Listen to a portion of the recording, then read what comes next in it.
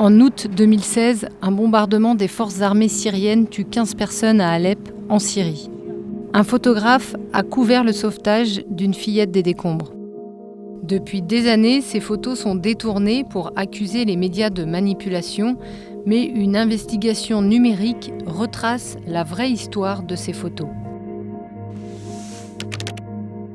This post has been online in Hungarian at least since 2018.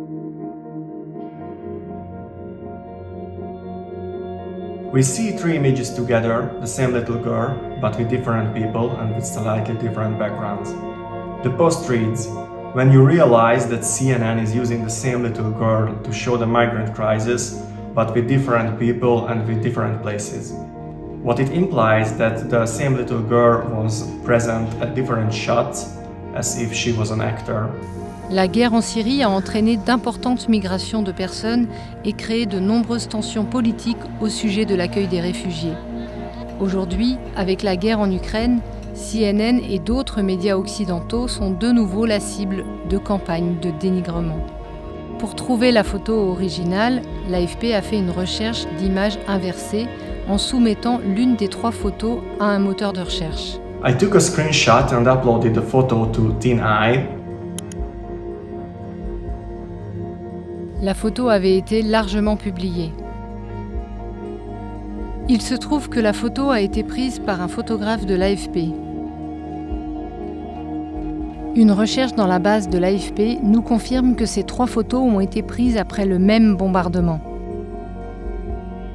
Pour avoir plus de contexte, le journaliste a contacté le photographe. Nous l'avons rencontré. Il y avait le premier bombardement. 5 minutes plus tard, il y avait un deuxième. Moi, je prenais des photos. Et dans un événement comme celui-ci, il y a plus qu'un bâtiment qui est totalement détruit. Il y a beaucoup de gens qui aident les casques blancs afin de sortir les victimes. Et deux fois, c'est compliqué. La voiture qui va prendre ces victimes, ces gens qui étaient blessés à l'hôpital, ne peut pas aller jusqu'à bout. Donc il y aura des gens qui vont donner l'enfant à quelqu'un et l'autre va donner. En fait, c'est la manière la plus rapide afin d'aider le plus possible.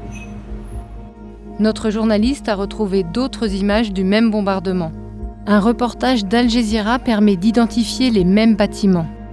A big news story usually have several lives online.